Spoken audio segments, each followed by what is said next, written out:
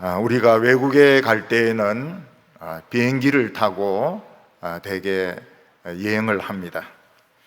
비행기는 안전하고 또 빠르고 아주 기분이 좋은 그런 여행 수단입니다. 그렇지만 그런 확률은 0.01%도 안 되겠지만은 혹시라도 비행기가 바다나 산에 추락을 한다면 그 비행기 안에 탔던 승무원과 승객들은 한 사람도 살아남지 못하고 대개 죽게 됩니다.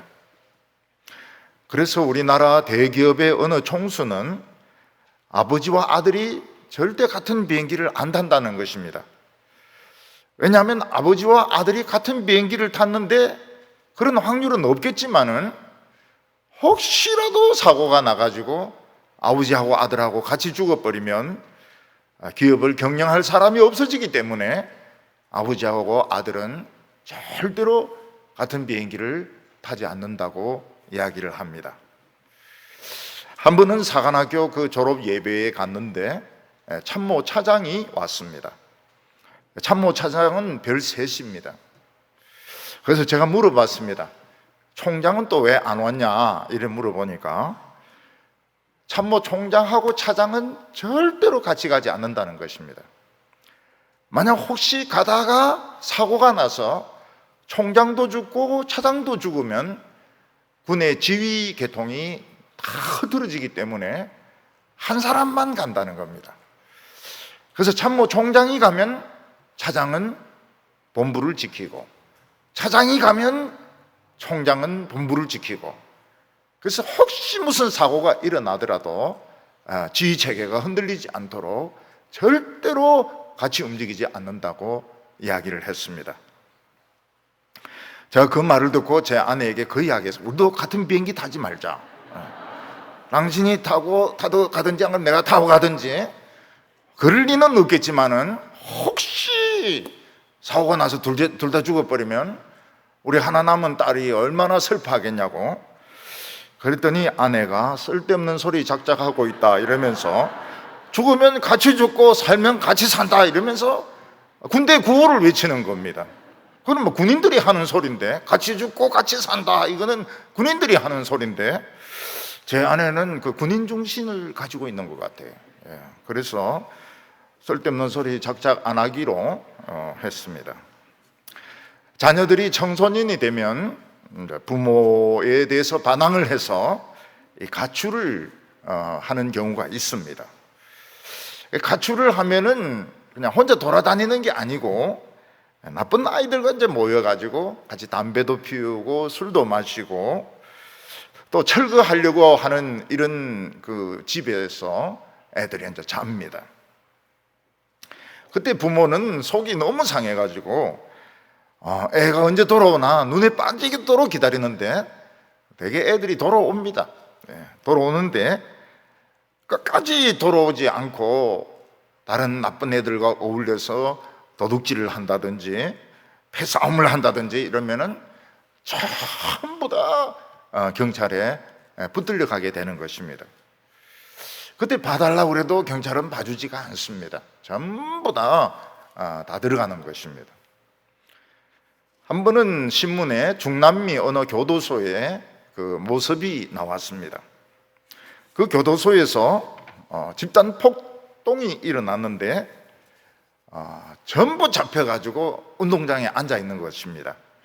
전부 뒷손이 묶이고 우통 벗고, 그리고 앞에 사람 등에 가슴을 딱 붙여가지고 쭉 이렇게 앉아 있는데, 저는 처음에 오징어를 말리는 건 줄 알았습니다. 보니까 오징어가 아니고 사람이었습니다. 근데 전부 다 문신을 하고 있고 조직 폭력배라고 기사는 그렇게 쓰고 있었습니다. 하나님은 두 가지 성품을 가지고 있습니다.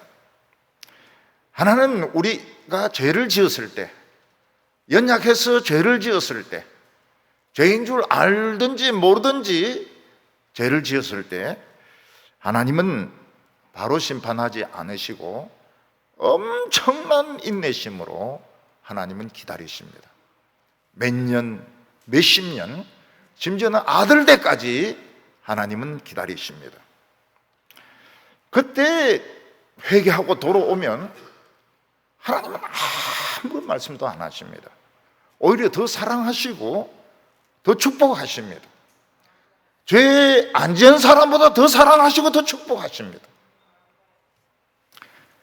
그래서 죄를 짓고 하나님이 바로 심판하는 사람은 무지무지하게 사랑하는 사람입니다. 대개는 그냥 하나님은 침묵을 지키시고 그냥 기다리십니다. 이게 하나님의 하나의 성품이고, 또 하나의 성품은 하나님이 참다 하나님의 그 정하신 때가 되어도 돌아오지 아니하면 철저히 심판하십니다. 그때는 애누리가 없습니다. 봐주는 거 없습니다.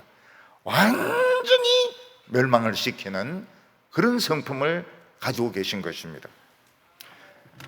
그래서 우리는 하나님이 우리가 잘못을 저질러도 가만히 계실 때 하나님이 바보라서 그런 게 아닙니다. 하나님이 참고 기다리고 계신 것이고 우리에게 시간을 주고 있는 것입니다. 그때 회개하고 돌아오면 아무 말씀 안 하셔요.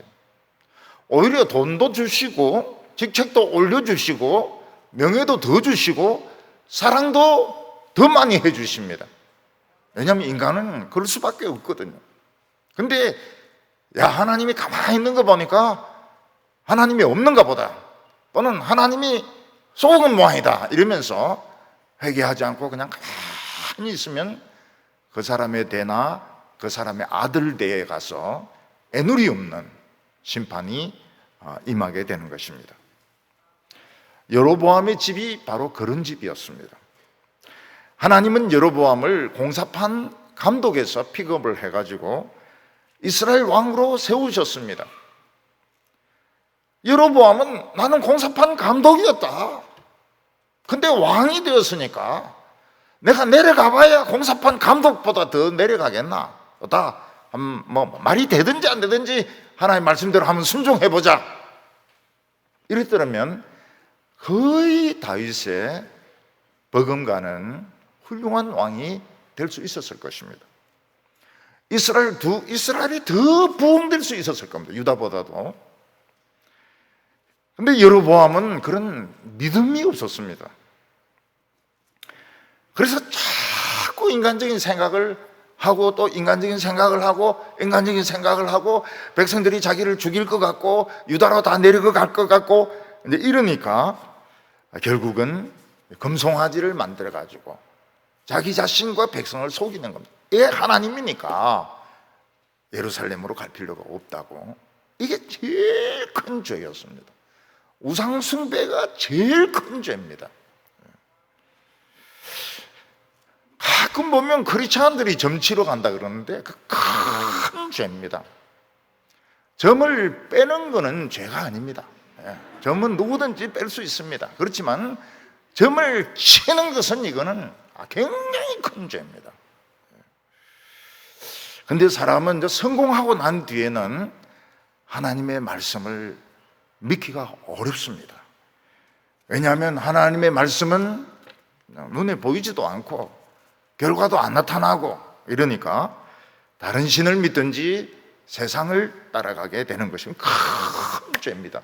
축복 받고 난 뒤에, 성공하고 난 뒤에 세상을 향해서 가고 다른 신을 섬기는 것은 큰 죄가 되는 것입니다. 그런데 하나님은 심판하지 않고 내버려 두십니다. 시간을 주시는 겁니다. 하나님은 엄청난 인내심을 가지고 기다리십니다. 우리 인간들은 흉내도 못 냅니다. 하나님은 엄청난 인내심을 가지고 10년, 20년, 50년 그 아들 때까지 기다리다가 하나님의 때가 되어서 심판하시게 될 때는 애누리가 없습니다. 완전히 그 식구들, 자식, 손자, 며느리, 시어머니 할 것 없이 전부 다 몰락을 해버리는, 그때는 회개도 통하지 않습니다. 이게 하나님이 가진 두 번째 성품인 것입니다. 오늘 여기 보면 여로보암의 큰 악을 보게 됩니다.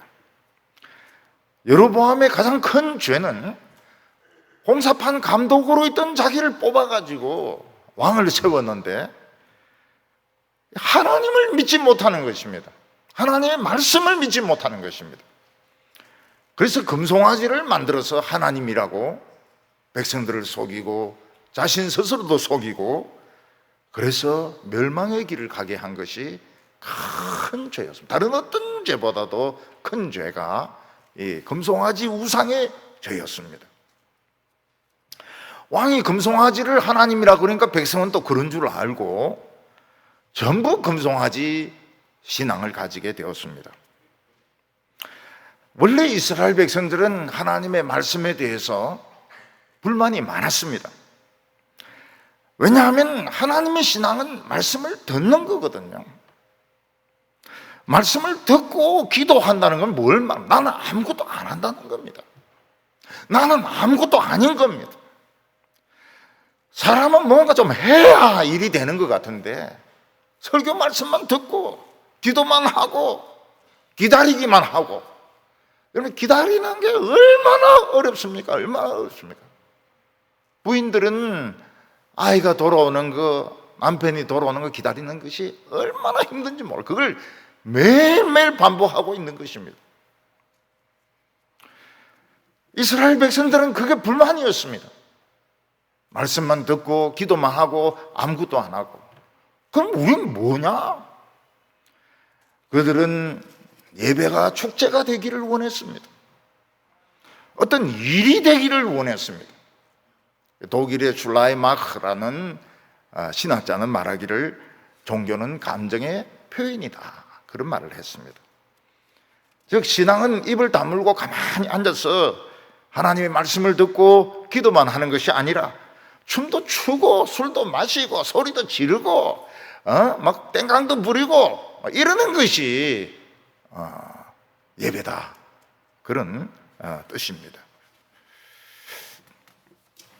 그래서 여로보암은 예배가 하나님께 죄를 회개하고 하나님의 말씀을 듣는 이런 시간이 아니고, 죄 같은 것은 말도 하지도 말고 그냥 막 춤추고 축복을 기원하고 신바람 나는 이런 예배를 생각했던 것입니다.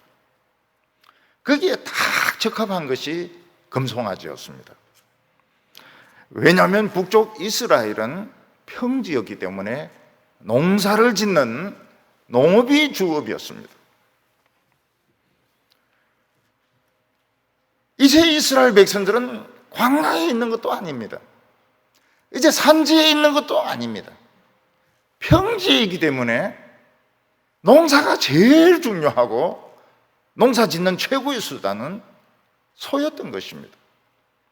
보통 소도 아니고 금송아지를 이제 섬기니까 이스라엘 백성들은 자기들 마음에 들었고, 시대가 변했기 때문에 하나님도 변해야 된다고 생각했습니다. 다시 말해서 하나님도 농사 짓는 이런 곳에서는 송아지로 변해야 된다고 생각했는 겁니다.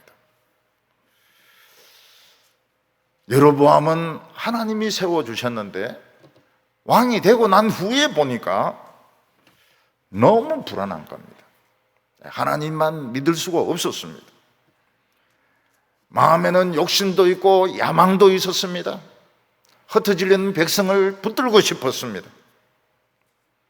그래서 그는 하나님의 말씀을 믿을 수가 없었습니다. 우리가 하나님을 말씀을 붙들려면 죽었다고 생각해야 됩니다. 죽었다고 생각하고 그냥 말씀을 듣고 말씀 들을 때도 죽었다고 생각해야 들립니다. 기도도 막 죽었다고 생각하고 기도해야 기도가 나옵니다.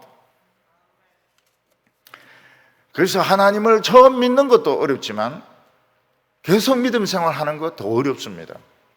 왜냐하면 미래라는 문제가 있거든요. 미래는 어떻게 될 것인가? 나의 미래는 어떻게 될 것인가? 병은 어떻게 될 것인가? 우리나라는 어떻게 될 것인가? 그냥 믿어버리면 되는 겁니다. 근데 그게 얼마나 무모한 짓입니까? 죽이 되든지 밥이 되든지 그냥 믿어버리자. 이거 어려워요. 죽이면 죽, 밥이면 밥, 비빔밥이면 비빔밥, 볶음밥이면 볶음밥. 딱 정해져야지. 그냥 무턱대고 믿는다고 하는 것은 공부를 했거나 성공을 한 사람들의 체질에는 이게 안 맞는 겁니다. 우리는 살아있는 동안 끊임없는 시련에 부딪히게 됩니다.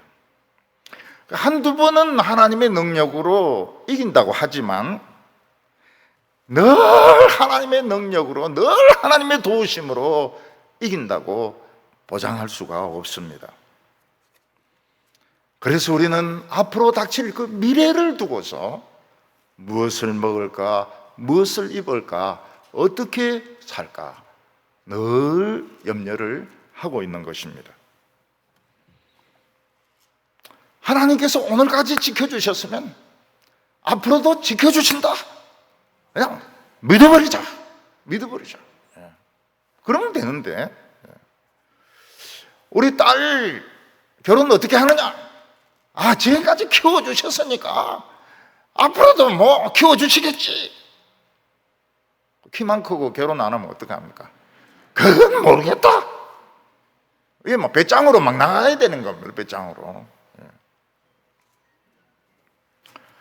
우리 자매 중에 하나가 그때 그 하버드에 합격했을 때 공부 어떻게 하냐 이랬더니 하나님 책임져 주시겠죠. 그렇게 대답하더라고요. 하나님이 입학시켜 주셨으면 공부도 하나님 시켜 주시겠죠. 공부 잘했어요. 공부 잘했습니다.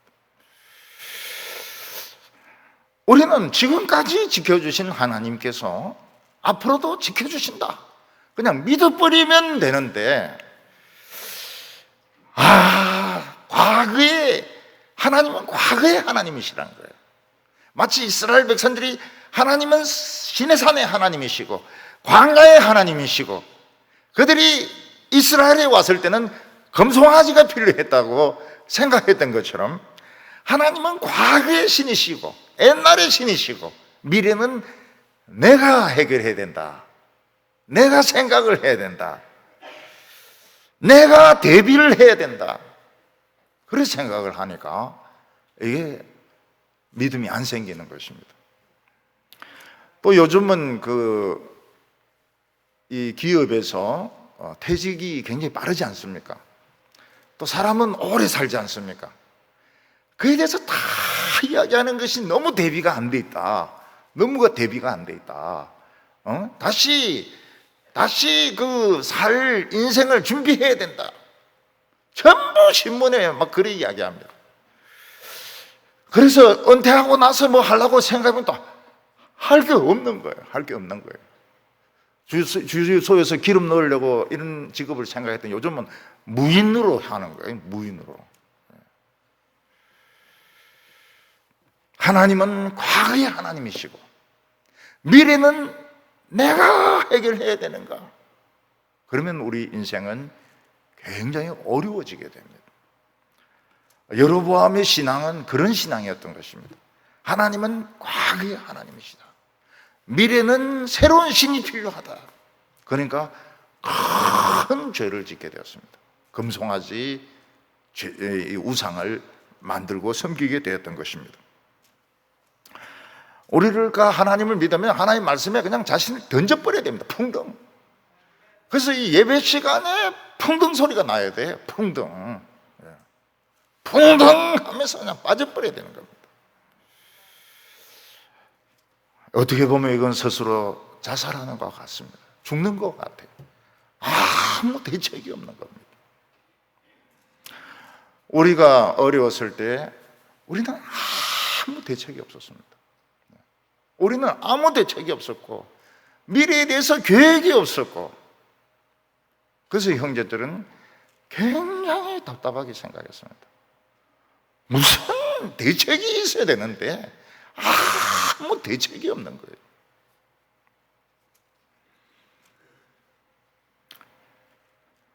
아무 대책도 없이 미래를 기다린다고 하는 것은 죽는 것을 기다리는 것 같습니다.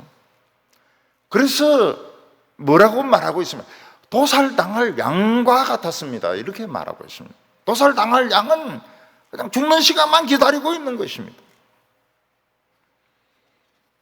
그러나 하나님은 미래의 하나님이십니다.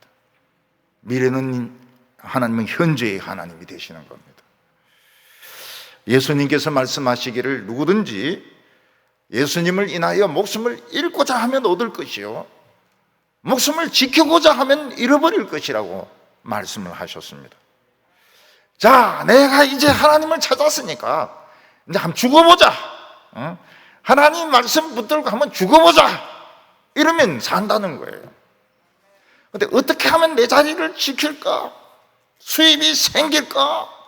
돈 손에 안 볼까? 이러면은 죽는다는 거예요. 왜냐하면 그때부터 믿음이 없어지거든요. 놀랍게도 여로보암이 살아있는 동안은 하나님의 심판이 임하지 않았습니다. 단지 유다와 전쟁할 때 한번 큰 패배를 당했던 것밖에 없습니다. 여로보암은 잘 살다가 죽었습니다. 잘 산 건 아닙니다. 자관 하나님의 심판으로 죽은 것은 아닙니다. 근데 여로보암의 아들 중 하나가 왕이 되었을 때 왕이 되고 2년째가 하나님의 타이밍이 딱 온 겁니다. 그리고 싹 다 죽습니다. 여로보암 집에 있는 아들들, 손자들, 종들, 여종들, 심부름꾼, 문지기 한 명 남기지 않고 다 죽습니다. 하나님이 오래 기다리셨기 때문에 그렇습니다. 25절과 26절을 보면 유다 왕 아사 둘째 해에 여로보암의 아들 나답이 이스라엘 왕이 되어 2년 동안 이스라엘을 다스리니라.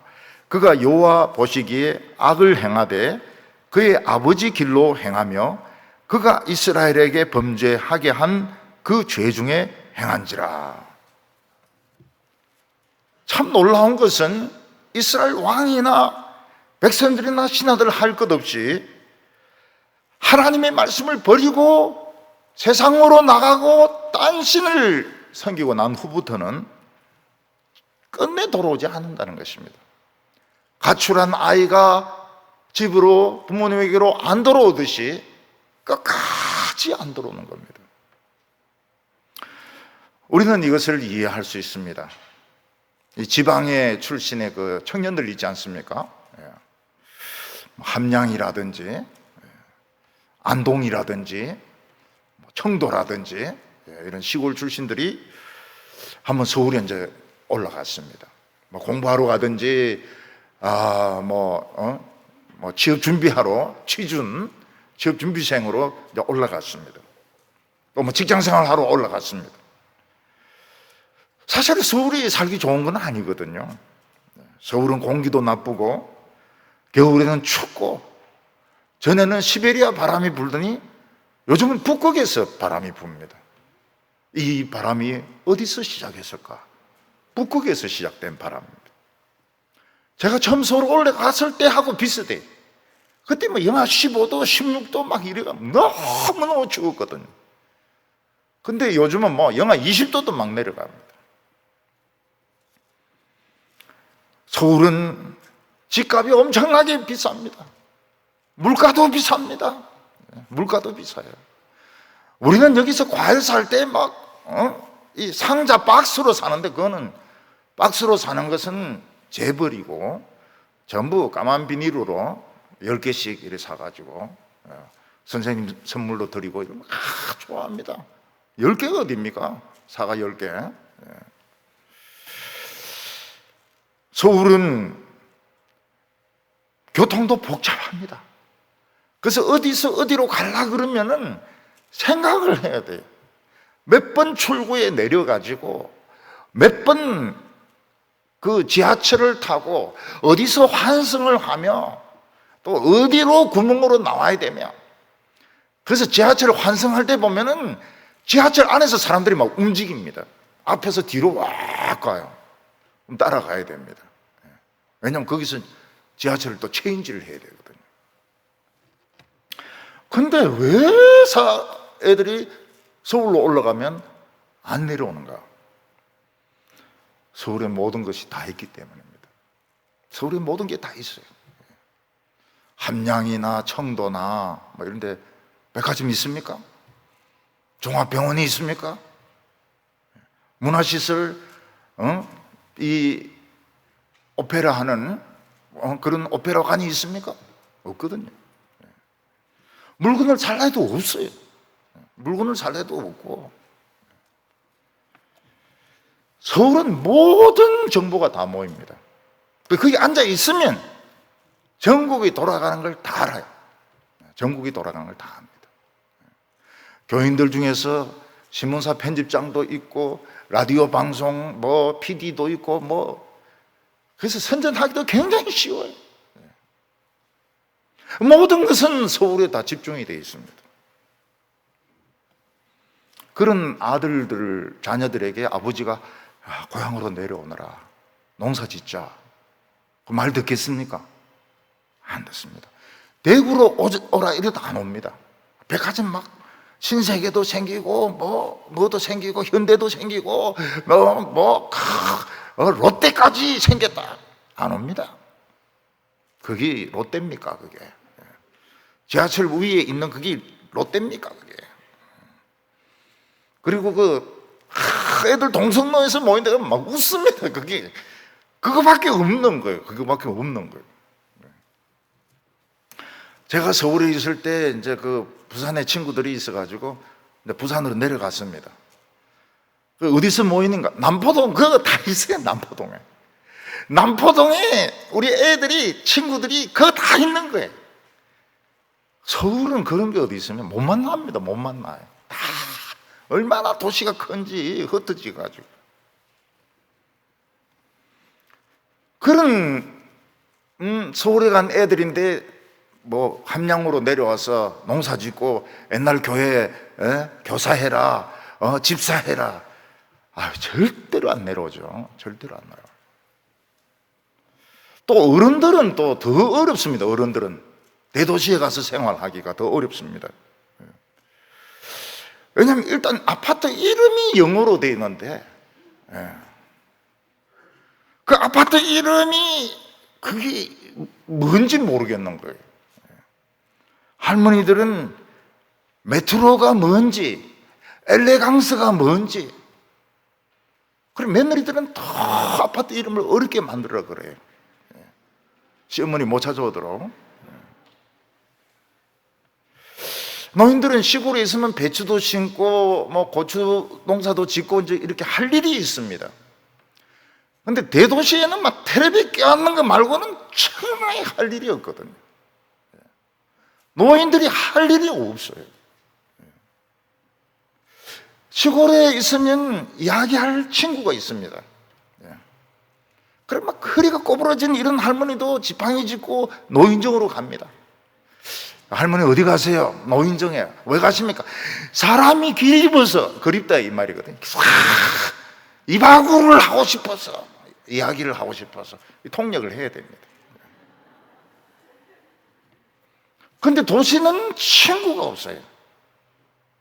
교회를 안 오면 코로나가 생기고 난 뒤에는 친구가 없어요. 이야기할 친구가 없어요. 노인들이 전화를 자주 합니까? 안 합니다. 전화비 나온다 해서 안 합니다. 문자 보냅니까? 읽지를 안 해요. 왜냐하면 안 보이거든요. 아직도 할머니들 중에는 화장실에 누가 들어가면 불 끄는 분이 계세요. 전기 많이 든다고. 그러니까 점점 안 맞는 거예요. 어른들하고 애들하고 안 맞는 거예요. 저도 막 아파트 이름이 너무너무 어려워가지고요. 뭐가 메트로고 뭐가 뭔지 모르겠어요. 요새 막 점점 어렵게 짓더라고요. 어렵게 짓어요.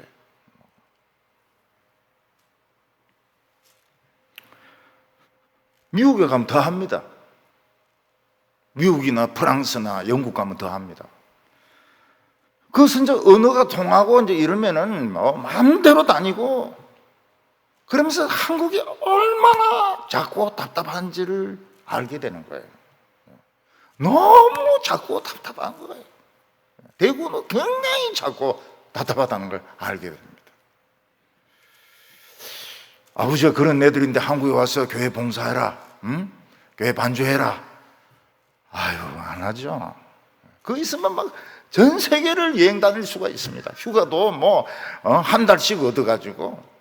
한국은 휴가가 똑같습니다. 8월 1일부터 해가 2박 3일 해가 전부 해운대로 가가지고 올라올라 하다가 이제 오는 거예요. 뭐 똑같아요, 보면은.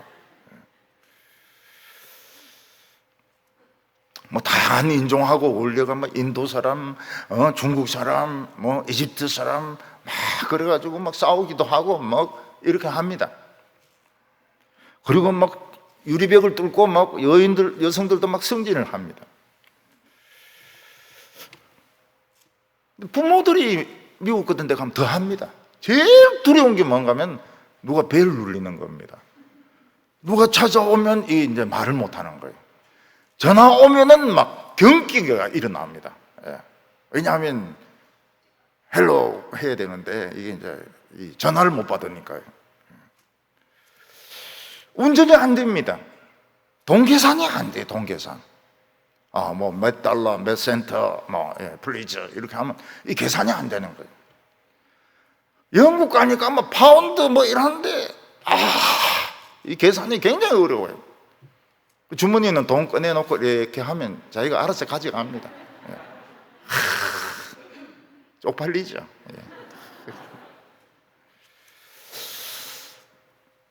그러니까 아이가 올 때까지는 집이 감옥인 거예요. 사람들은 노인들 뭐 미국 가서 살면은 할매 참 좋겠네. 디즈니랜드도 가보고 뭐 가죠. 가기는 가죠. 그러나 그 가는 동안에는 이 감옥이라. 감옥.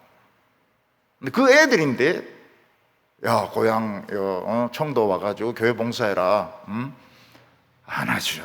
안 하죠. 신앙도 마찬가지입니다. 우리가 하나님을 믿는 것은 이제 말씀을 듣는 건데 또 죄를 지으면 회개를 해야 되고, 근데 인간의 마음속에 야망이 있습니다. 정욕이 있습니다. 끝까지 가보고 싶은 거예요. 끝까지. 지구 끝까지 가고 싶고 산 꼭대기까지 가고 싶고 하고 싶은 거 다 해보고 싶은 겁니다. 세상에 나가면 정욕적으로 야망으로 마음껏 살 수 있는데 죄를 지어도 뭐라는 사람 아무도 그 죄도 아니에요. 세상 사람들에는 그런 게 죄도 아니에요. 근데 교회에 와보면 죄 아닌 게 없습니다. 그냥 아주 성경 읽으면 이 죄인들아 이러면서 시작합니다. 그러니까 하나님 믿는 게 얼마나 이게 답답합니까? 하늘과 땅 차이거든요. 마치 대도시에 나가 있던 애가 시골 교회, 아버지 교회 가가지고 막 풍금 치면서 반주하고 종이 넘기면서 애들 유년부 가르치고 그게 그렇게 하려 하겠습니까? 이미 그 문명의 맛을 봤는데, 문명의 맛을 봤는데. 그래서 금송아지는 하나님의 백성에게 세상으로 나가라고 하는 출입문이었습니다. 도장이었어요. 나가도 된다. 여로보암이 그냥 도장을 찍은 거예요. 세상으로 가라. 허가증을 내놓은 겁니다. 거기서 말씀으로 돌아오려면 죽어야 되거든요. 죽어야 돼. 모든 꿈, 야망, 재미 다 포기하고 난 죽었다 이러고 이제 돌아와야 되는데 믿음의 세계는 너무 좁고 너무 답답하고 그런 겁니다. 뭐 서울에서 생활하시다가 대구에 내려온 분들은 그런 걸 느낄 겁니다. 답답하다. 대구 분들은 못 느껴요. 뭐가 답답하다는 거예요? 저 팔공산도 있고 뭐 여기 저 수성못도 있고 성서도 있고 뭐가 답답하냐고. 그게 답답한 거라고. 그게 말씀의 세계는 너무 스몰 월드, 너무 좁은 세계인 겁니다. 그런데 어떻게 그렇게 하나님의 말씀에 순종해서 내려오고 교회 봉사도 하고 또 말씀을 듣느냐? 하나님이 강권적으로 역사하셔가지고 넌 내 것이다. 야곱아 너는 내 것이다. 그래서 붙들려 가지고 있는 것이지, 그 맛을 한번 본 사람들은 못 들어오는 겁니다. 여로보암은 못 들어와요. 이스라엘 백성들도 못 들어옵니다. 오늘 크게 두 번째로는 여로보암에게 회개할 기회가 여러 번 있었습니다. 사람들 중에 자기 자녀나 친척이나 동생이나 비참하게 죽는 것을 원하는 사람은 아무도 없을 겁니다. 자녀들이 다 성공해서 잘 살기를 바라고 전부 잘 되기를 바랄 것입니다. 그런데 하나님의 자녀들이 세상의 길로 나가면 서울을 가는 걸 말하는 거 아닙니다. 정신적으로 세상적으로 나가면 처음엔 잘 나갑니다. 그러다 어느 순간 딱 절벽에 만나서 떨어지는 거예요. 이게 더 무서운 겁니다. 아예 처음부터 막 어려움이 많으면은 이 길은 내 길이 아닌가 보다 포기할 텐데, 한참 성공하다가 절벽에 딱 떨어져 버리니까 그때는 이제 길이 없는 거예요. 자살을 해버립니다. 자살하든지 자포자기 해버리든지 길이 없어요. 하나님은 여로보암에게 돌아올 수 있는 기회를 여러 번 주셨습니다. 적어도 3번 이상은 주셨습니다.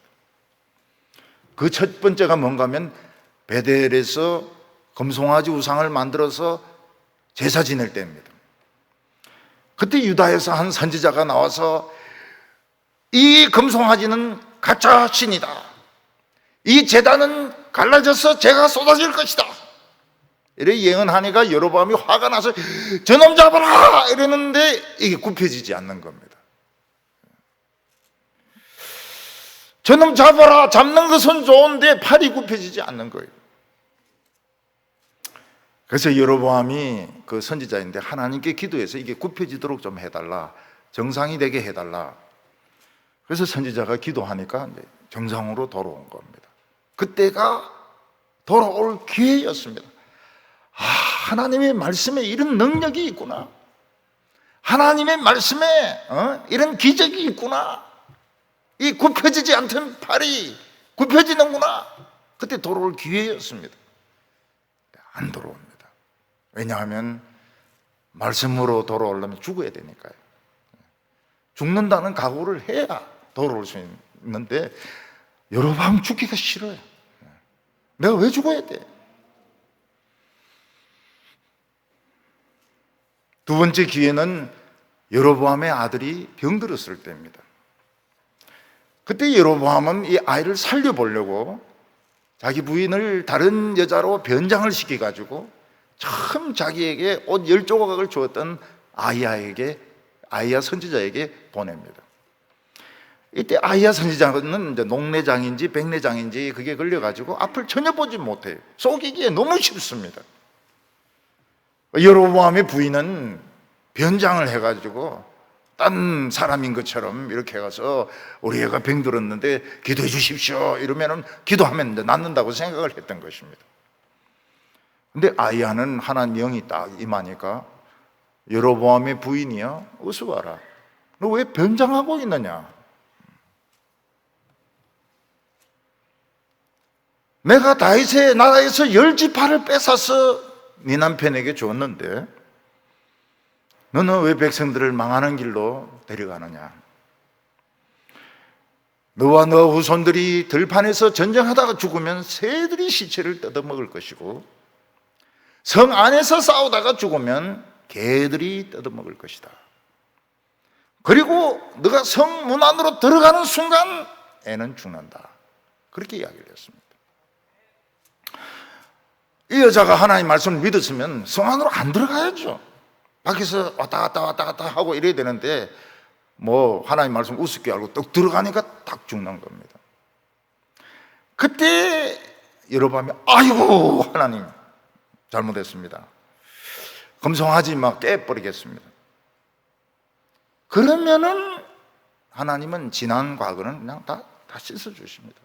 다 씻어주시고 굉장히 여로보암을 사랑해 주셨을 겁니다. 여로보암이 그걸 결단을 못해요. 애가 죽는데도 결단을 못합니다. 왜냐하면 하나님의 말씀의 길은 너무 좁거든. 좁은 문이고 좁은 길이거든. 마치 외국에 있던 애가 이 시골에 와가지고 뭐 거기서 직장 생활하고 이러면 못하지. 죽으려고 그러죠. 죽으려고 그래. 아니 중소기업은 사람을 못 구해서 난리인데 왜 대기업에 가려고 하나? 그거 다 있거든. 그거 다 있어. 그거 있어야 결혼이 되는 겁니다.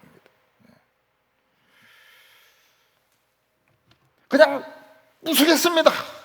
이 못해요. 웃으면 사람들이 들고 일어납니다. 지금까지 금송아지는 뭐고 왜 지금은 또 부수냐? 지금까지 내가 틀렸었다. 그 말 못하는 겁니다.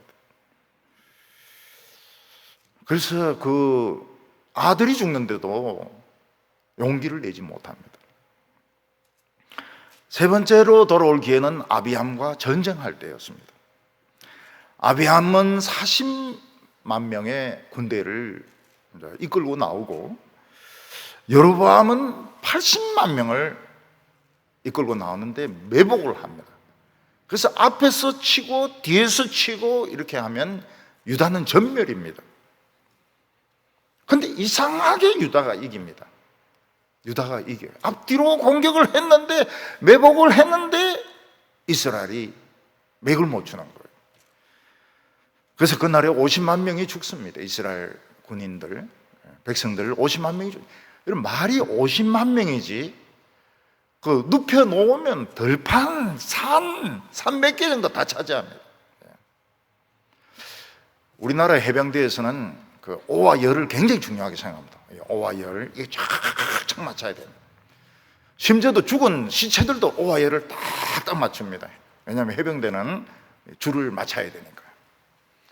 오와 열을 맞춰가지고 50만 명을 한번 눕혀보십시오. 뭐 들판과 산을 막 시체로 싹 덮습니다.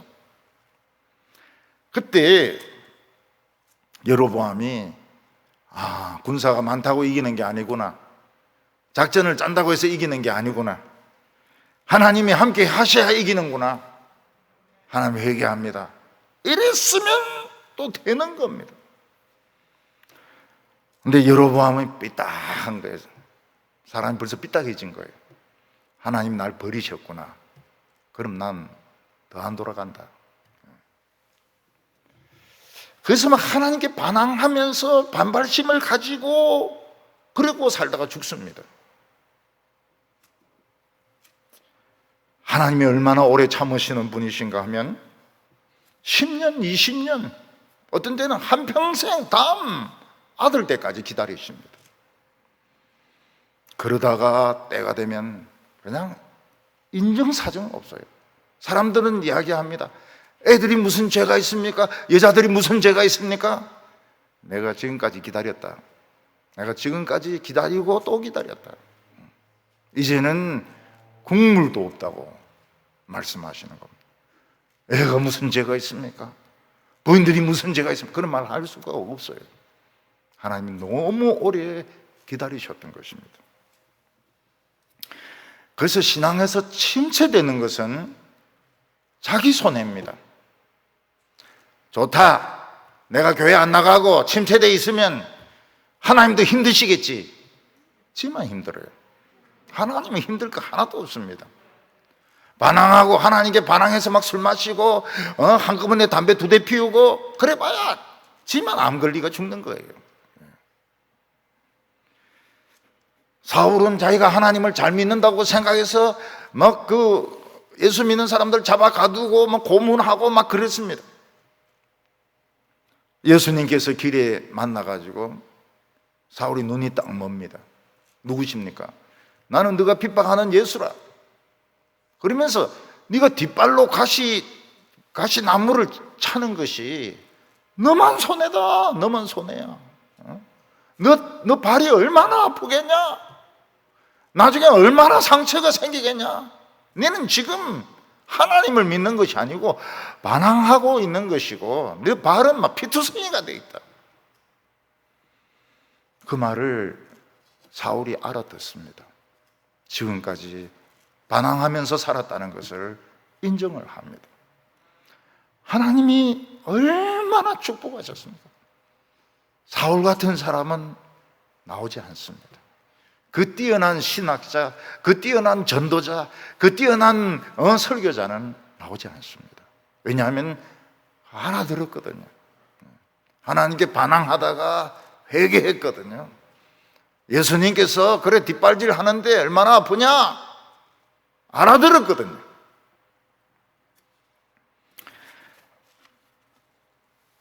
일단 세상으로 나가면 하나님이 깨닫게 하시고 하나님께서 어려움을 주셔도 돌아오는 것이 쉽지가 않습니다. 그래서 이 목사의 역할이 굉장히 중요해요. 우리나라는 목회자들이 교회를 세상으로 만듭니다. 그래서 어떤 분은 유행가를 불러요. 유행가를 설명하는 게 설교입니다. 직접 들었어요. 설교 제목이 제이에게. 야, 참, 난 참 이상하더라고요. 하나님께서 특별한 은혜를 주시지 않으면 이 시간 우리는 올 수 없습니다. 왜냐하면 세상 그만큼 넓고 매력적이고 모든 것을 다 가지고 있습니다. 청년들에게 필요한 것 세상에 다 있습니다. 그러나 그 길은 넓은 길이요 망하는 길입니다. 저는 처음에 대구에 내려와가지고 애들이 동성로를 그렇게 좋아하는 거예요. 그래서 내가 웃어서 죽을 뻔했습니다. 전부 그 오글오글하고 거기서 떡볶이 먹고 그 오뎅 먹고 막 거기서 막 돌아다니고 그거가 올챙이 그 웅덩이인 겁니다. 서울은 넓지요. 큰 콘서트 홀이 몇 개나 있지 않습니까? 문화적인 게 전부 거기 다 있지 않습니까? 그런 사람을 끄집어 내려가지고 교회 봉사하게 하고 말씀만 듣게 하고 아무것도 안 하게 하고 할당 미치죠. 할당 미쳐. 그런데 하나님은 여로보암에게 너는 백성을 속였다는 거예요. 너는 너 자신을 속였다는 겁니다.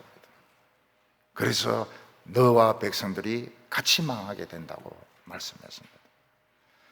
좁은 길로 데리고 가야 됩니다. 교인들이 막 처음에는 막 욕하고 막 이래도 좁은 길로 데려가야 돼요. 저는 참 신기한 것이 우리 동부교 교인들이 그래도 20년을 따라오는 겁니다. 참 처음에도 신기했어요. 처음에 참 신기했어요. 서울은 절대로 안 따라오죠. 절대로 안 따라오죠. 교인들 매너 참 좋아요. 목사님 오늘 은혜 참 너무너무 좋습니다. 그 믿음은 아주 망합니다. 멸망의 길로 데리고 가는 겁니다. 교회가 교인들을 멸망의 길로 데리고 가는 겁니다. 지도자가 백성들을 멸망의 길로 데리고 가는 겁니다. 하나님의 나라는 죽어야 삽니다. 죽어야. 내 모든 거 부인해야. 꿈도 버리고 야망도 버리고 정욕도 버려야 살 수가 있습니다. 하나님은 과거의 하나님이신가? 미래는 하나님이 아무것도 못하시는가? 아닙니다. 하나님은 미래도 책임을 져주십니다. 이거 그냥 믿어버려야 돼요. 이해하려고 하고 논리적으로 해석하려고 하면 안 됩니다. 믿어버려야 돼요. 오늘 여기 세 번째로 보면 여로보암 왕가가 전멸을 하게 됩니다. 여로보암의 뒤를 이어가지고 왕이 된 나답은 아버지가 한 악한 행동을 그대로 따라 했습니다. 사실 사람이 아버지를 따라하게 돼 있습니다. 그렇지만 이 말씀을 들은 사람은 무조건 따라하지 않습니다. 틀린 건 틀린 거라요. 틀린 건 틀리라. 앞에 목사님이 한 것 중에서 틀린 건 틀린 것이고 장로들이 한 것은 틀린 것이고 근데 그렇게 하지 않아요. 앞에서 한 것을 그대로 답습합니다. 전에도 했다는 거예요. 전에도 했다는 거예요.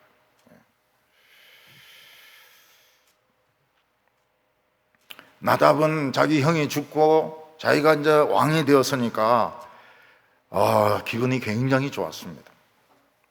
별일 없겠지 하면서 아버지가 한 금송아지를 그대로 믿는 겁니다. 하나님은 계속 기다려 오시고 하나님의 시간은 점점 지금 끝이 나려고 하는데 왕이 돼서 기분이 좋으니까 아버지가 행했던 그 방식 그대로 따라가는 것입니다. 그때 이사갈 지파에 바사라 하는 사람이 반역을 일으켰습니다. 이때 이스라엘 백성들은 블레셋을 공격하고 있었는데 기브돈이라는 성을 포위하고 있었습니다. 나단은 기분이 좋았습니다. 이 기브돈을 함락시키면 이스라엘 영토가 남쪽으로 쫙 내려가니까 유다는 완전히 포위된 것과 같고 우리의 그 영역은 굉장히 넓어진다 이렇게 생각했는데 이 자기 그 백성이 반역을 일으켜 와서 푹 찔러 버리니까 죽어버리는 거예요. 2년 만에 하나님의 시간이 다 됐던 것입니다. 그리고 바사는 어떻게 합니까? 여로보암에 관계되는 모든 사람을 다 죽입니다. 아들들, 손자들, 며느리들, 종들, 남종들, 심부름꾼들 전멸을 시켜버립니다. 이게 하나님의 진노였습니다. 29절과 30절 보면 왕이 될 때에 여로보암의 온 집을 쳐서 생명 있는 자들을 한 사람도 남기지 아니하고 다 멸하였는데 여호와께서 그 종 실로 사람 아히야를 통하여 하신 말씀과 같이 되었으니 이는 여로보암이 범죄하고 또 이스라엘에 범죄하게 한 죄로 말미암으며 또 그가 이스라엘의 하나님 여호와를 노엽게 한 일 때문이더라. 하나님께서는 아히야 선지자를 통해서 여로보암을 왕으로 세우기도 했지만은 그가 금송아지를 만들었을 때 자기 자신과 백성을 속인 죄로 다 죽을 거라고 아히야가 예언을 했습니다. 들판에서 전쟁하다가 죽은 자는 공중에 새가 뜯어먹을 것이고 성 안에서 싸우다가 죽은 자는 개들이 시체를 뜯어먹을 것이라고 했습니다. 그 말씀 그대로 다 이루어졌습니다. 이것이 하나님의 심판입니다. 하나님이 심판하신 날에는 긍휼이 없습니다. No mercy, 긍휼이 없습니다. 하나님 말씀 그대로 이루어진데 아이, 여자, 할머니 아무도 봐주질 않습니다. 우리 애가 무슨 죄가 있습니까? 어린이들이 무슨 죄가 있습니까? 여자들이 무슨 죄가 있습니까? 그런 말이 통하지가 않습니다. 하나님은 그때까지 기다리고 계셨던 것입니다. 여로보암이 하나님의 말씀을 믿었더라면 자기 아들들과 손자들과 며느리들이 이렇게 싹 다 죽을 줄 알았더라면 결단을 내릴 필요가 있었는데 설마 그런 일이 일어나겠나? 괜히 겁주는 것이지. 근데 설마가 아니었습니다. 그래서 여로보암은 두 가지 기록을 세웠습니다. 하나는 무엇인가 하면 금송아지를 최초로 만든 왕이 되었습니다. 그리고 그 뒤는 전부 금송아지를 믿었습니다. 금송아지는 살아남습니다. 끝까지 살아남습니다. 왜냐하면 세상이 좋기 때문입니다. 세상은 넓고 모든 것이 다 있고 자유롭기 때문에 금송아지는 자유롭기 때문에 돌아오지 않는 것입니다. 그리고 금송아지를 믿었던 자는 씨를 남기지 않고 다 죽는다. 그 뒤에 몇 번 그런 일이 일어납니다. 9대도 일어나고 9대는 막 진짜 개가 피를 핥아먹기도 하고 이 바사도 또 그런 식으로 해서 죽습니다. 바사가 왕이 되었으면 여로보암 대신에 자기가 왕이 되었으면 그냥 금송아지 부수면 되는데 금송아지를 또 신주단지 같이 모시고 또 금송아지를 섬깁니다. 그래서 바사 집도 전멸을 당합니다. 나중에 아합은 그것도 모자라 가지고 바알과 아세라 신까지 끌어들입니다. 하나님은 엘리야 선지자를 통해서 비가 오지 않고 비가 오게 하고 하늘에 불이 떨어지는 기적을 행하지만 안 들어옵니다. 그 뒤에 엘리사가 또 많은 기적을 행합니다. 안 들어옵니다. 돌아오기가 그렇게 힘이 들어요.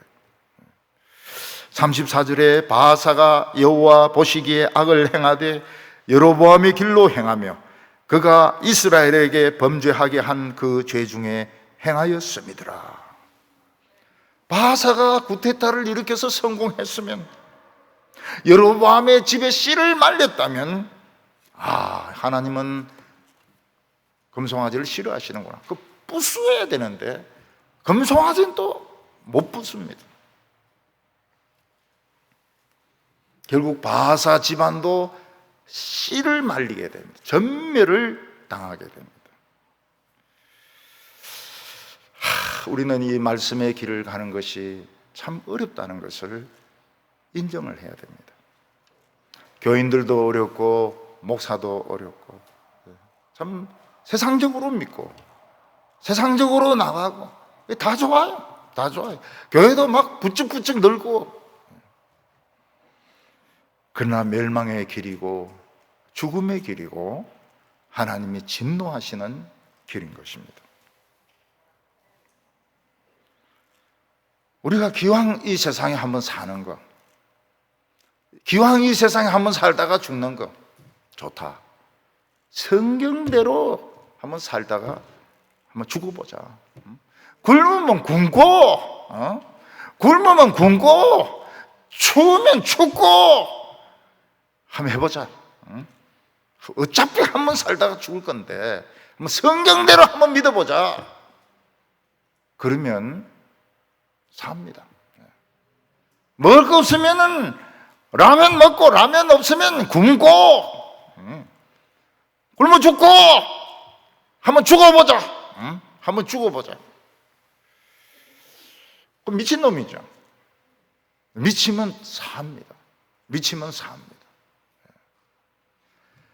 하나님을 믿는 것이 얼마나 위대합니까? 예수 그리스도의 십자가를 믿는 것이 얼마나 위대합니까? 설교 말씀을 듣고 성경을 가지는 것이 얼마나 위대합니까? 하나님이 이런 위대한 일을 행하셨는데 한번 죽고 보자. 죽기를 원합니다. 죽기를 원합니다. 서울이 어디 있냐? LA가 어디 있냐? 샌프란시스코가 어디 있느냐? 한번 죽어보자. 미치면 삽니다. 미치면 살고, 사는 정도가 아니고 하나님이 굉장히 사랑해 주세요.